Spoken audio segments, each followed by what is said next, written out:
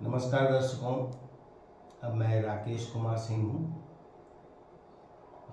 सर्वप्रथम मैं आप सारे लोगों को आज श्री राम नवमी की हार्दिक शुभकामनाएं देना चाहता हूँ। ये मेरा पहला वीडियो है। मैं ज्योतिष शास्त्र पे एक वीडियो बना रहा हूँ। तो आज की शुभ तिथि रामनवमी की तिथि पे स्टार्ट कर रहा हूँ। अब सारे लोगों को पता है कि ज्योतिष शास्त्र अत्यंत प्राचीन शास्त्र है। इसको वेदांग भी कहते हैं। वेदांग का अर्थ हुआ, अगर उसका शाब्दिक अर्थ देखेंगे तो वेद प्लस अंग, ये वेद का ही अंग है। तो हम सारे लोग जानते हैं कि वेद सबसे प्राचीनतम ग्रंथों में से एक है। तो उस हिसाब से ज्योतिष भी काफ़ी प्राचीन शास्त्र है।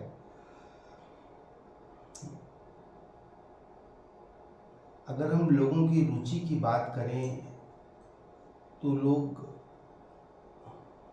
ज्योतिष का एक हिस्सा होता है जिसको हम कहते हैं फलित ज्योतिष, उसके माध्यम से अपना भविष्य फल जानना चाहते हैं। बेटा पास होगा कि नहीं, या बेटी की शादी कब होगी, या उसको नौकरी कब मिलेगी, उसका घर का योग कब बन रहा है। निश्चित तौर पे हम इन सारे विषयों को ज्योतिष की सहायता से समझ सकते हैं और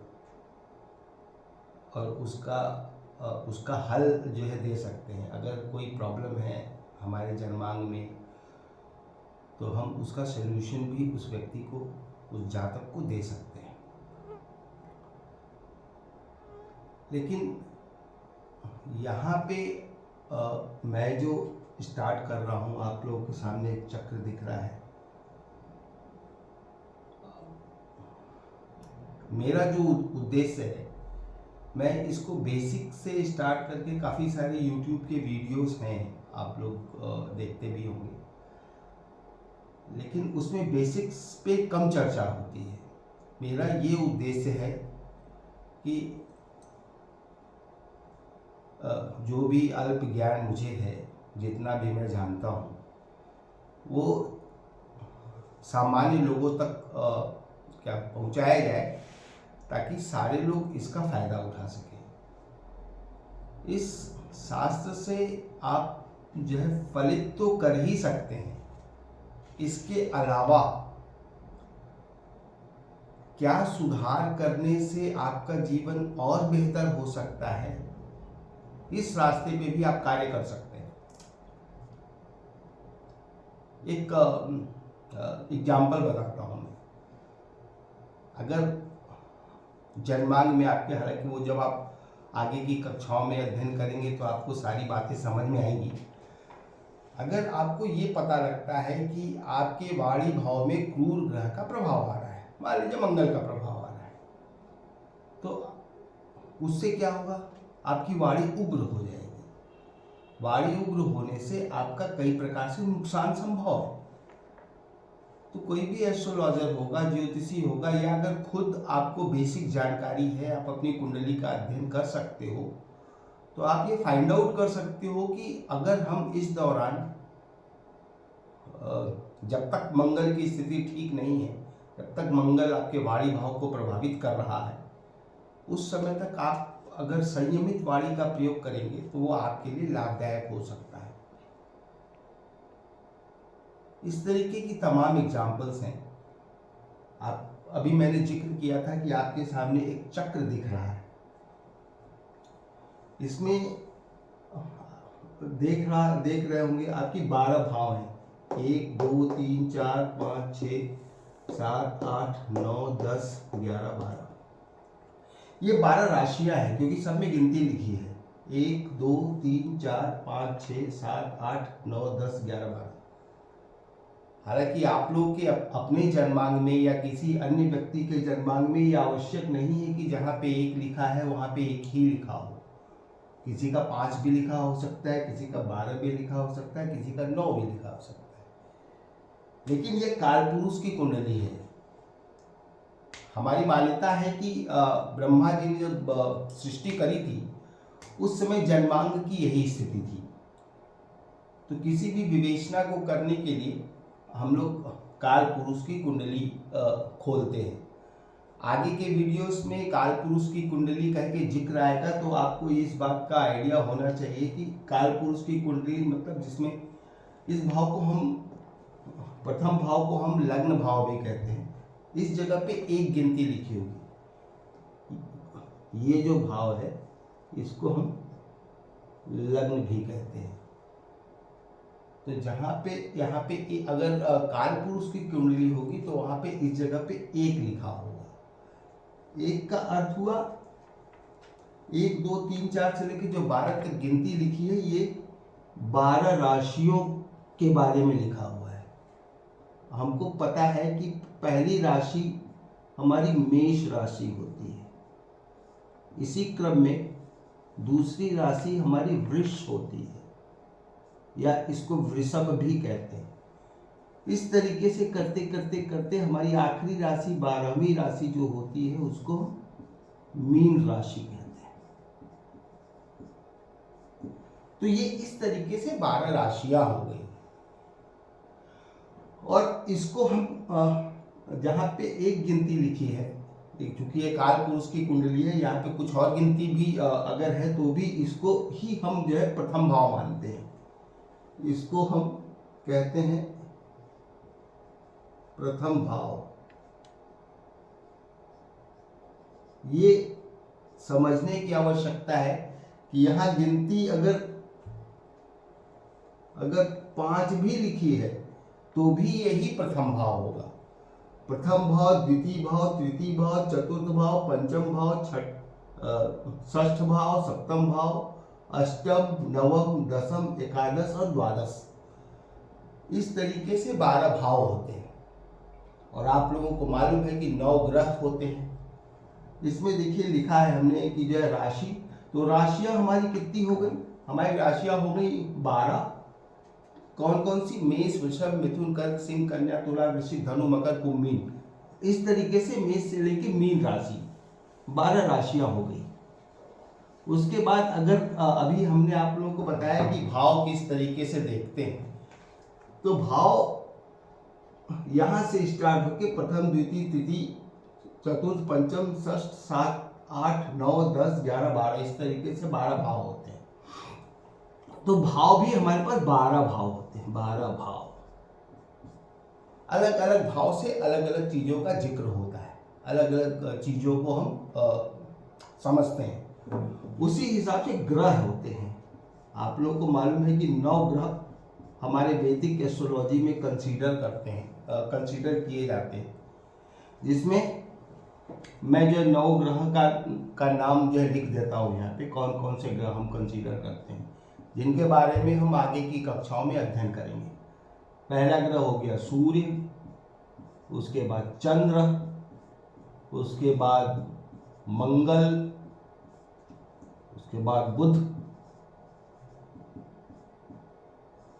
गुरु, शुक्र, शनि, राहु और केतु। इसमें से 7 ग्रह जो कि फिजिकली एग्जिस्ट करते हैं। इसमें से आप लोगों को पता है कि सूर्य ग्रह नहीं होता, सूर्य स्टार होता है। उसी तरीके से चंद्र भी ग्रह नहीं होता, ये पृथ्वी का उपग्रह है।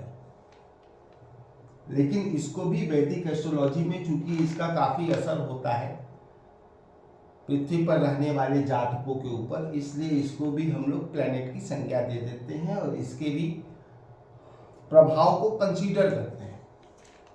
तो आप लोगों को समझ में आया कि ग्रह जिनका हमें वैदिक एस्ट्रोलॉजी में अध्ययन करना है वो सूर्य, चंद्र, मंगल, बुध, गुरु, शुक्र, शनि, राहु और केतु हैं।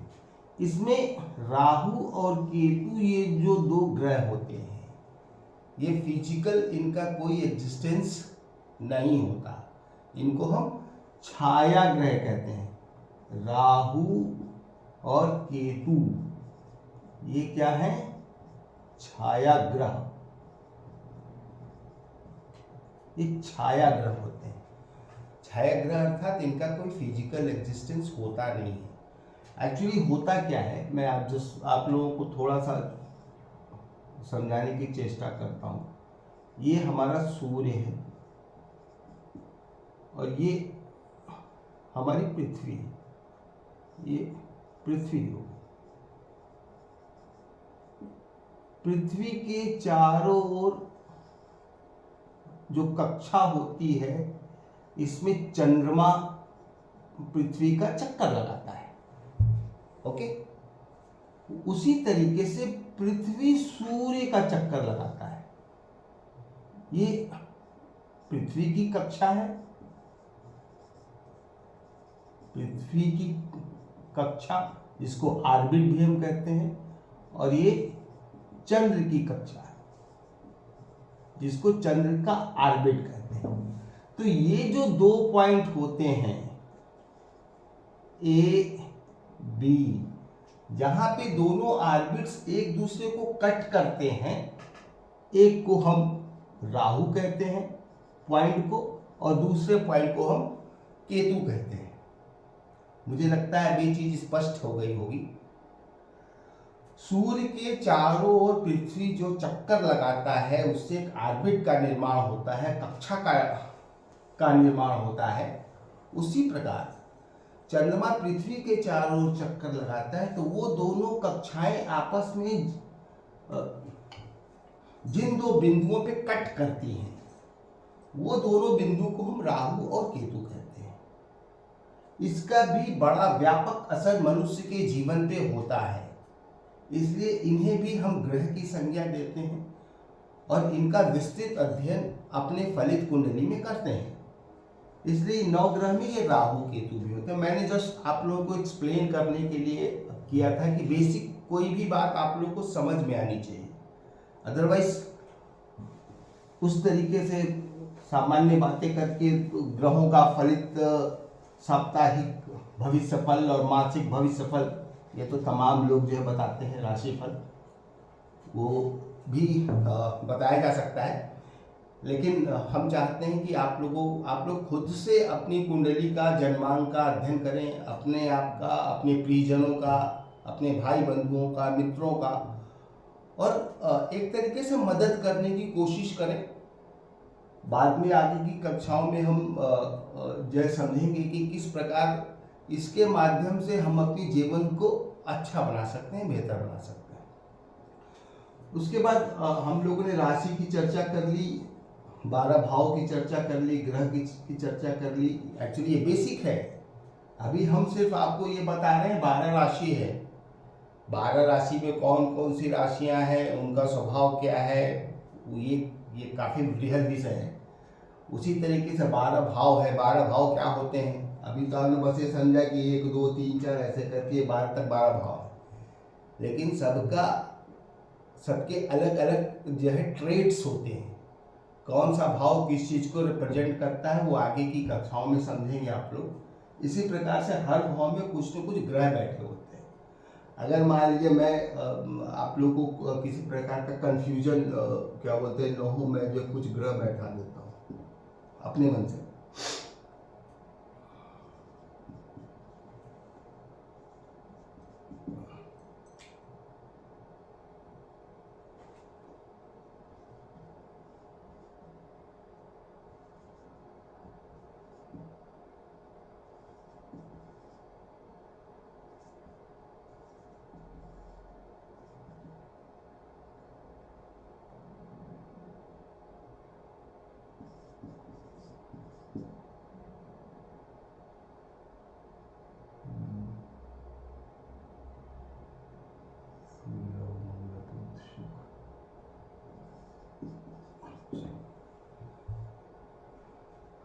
प्लैनेटरी पोजीशन इसी टाइप से कुछ होगी।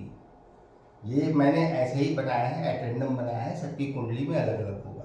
ये जस्ट आप लोगों को किसी प्रकार का कंफ्यूजन न हो, इसलिए मैंने प्लैनेट्स को बैठा दिया है। इसके बाद सबसे इम्पोर्टेंट चीज इन सबों में मतलब सारी चीज़ें इम्पोर्टेंट हैं, उसमें जो है नक्षत्र भी इम्पोर्टेंट होते हैं। हमारे पास कुल मिला के 27 नक्षत्रास होते हैं। नक्षत्र क्या है?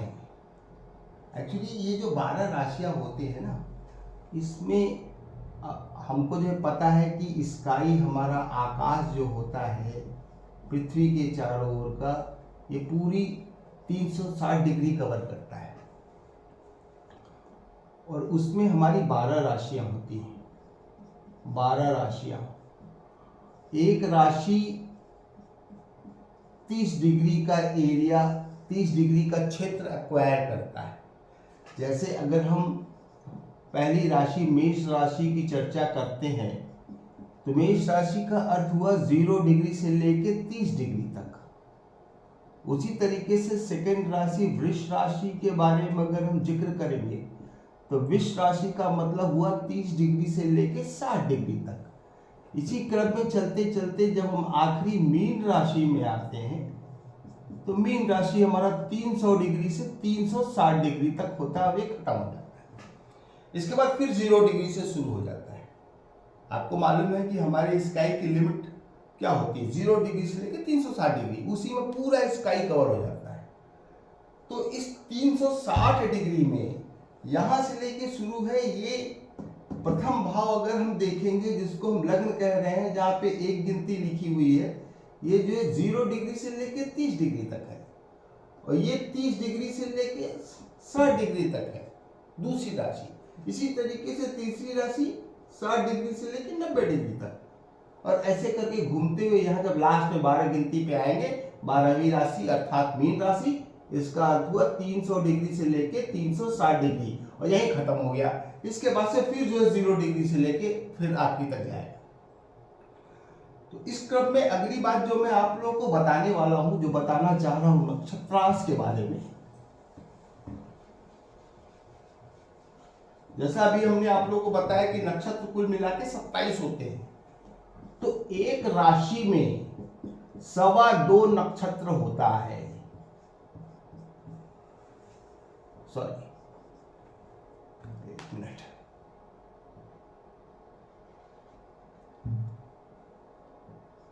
एक राशि में 2.25 नक्षत्र होता है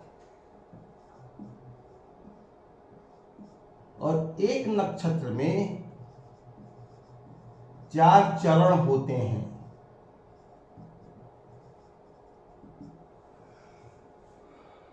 तो 27 नक्षत्र का अर्थ क्या हुआ? 27 नक्षत्र गुणे 4 इज इक्वल टू 108। ये क्या है? चरण है। हर नक्षत्र में एक चरण होते हैं, तो 27 नक्षत्र में कुल मिला के कितने हो गए? 108 चरण। हर चरण के साथ एक एक डीटी देवता एसोसिएटेड है। आपने अक्सर जो है देखा होगा, पंडित जी कहते हैं एक माला शुक्र का मंत्र जप लीजिए, हनुमान चालीसा पढ़ लीजिए, हनुमान जी का मंत्र जप लीजिए, गणेश जी का मंत्र जप लीजिए। एक माला अर्थात 108 होता है। वो इसलिए होता है कि कम से कम एक मंत्र हम सारे देवताओं को दे दें। अगर हम एक माला करते हैं तो मुझे 108 बार उसी मंत्र को रिपीट करना पड़ता है। इसका ये अर्थ होता है कि हमारा ये उद्देश्य होता है कि मैं कम से कम एक मंत्र सारे देवताओं को दे दूं जो कि हमारे जन्मांग से एसोसिएटेड है, हमारे जन्मांग से कनेक्टेड है। तो आज हम लोगों ने एकदम बेसिक चीज पे चर्चा करी है, जिसमें राशि है, भाव है, ग्रह है और जो है नक्षत्र है। तो इसी के साथ मैं अपनी बात को विराम देना चाहता हूँ। उम्मीद करता हूँ कि आप लोग हमारे इस वीडियो को अगर आपको पसंद आता है तो आप इसे लाइक करेंगे, सब्सक्राइब करेंगे, शेयर करेंगे। अगर मुझे ये अनुभव होता है आप लोगों के लाइक्स से या शेयर्स से या आप लोगों के कमेंट्स से, तो मैं आगे भी वीडियो इसी प्रकार के बनाऊंगा और कोशिश करूंगा कि जो भी मुझे थोड़ा बहुत आता है, अल्प ज्ञान है, उसको मैं जन जन तक प्रसारित कर सकूं। नमस्कार, धन्यवाद।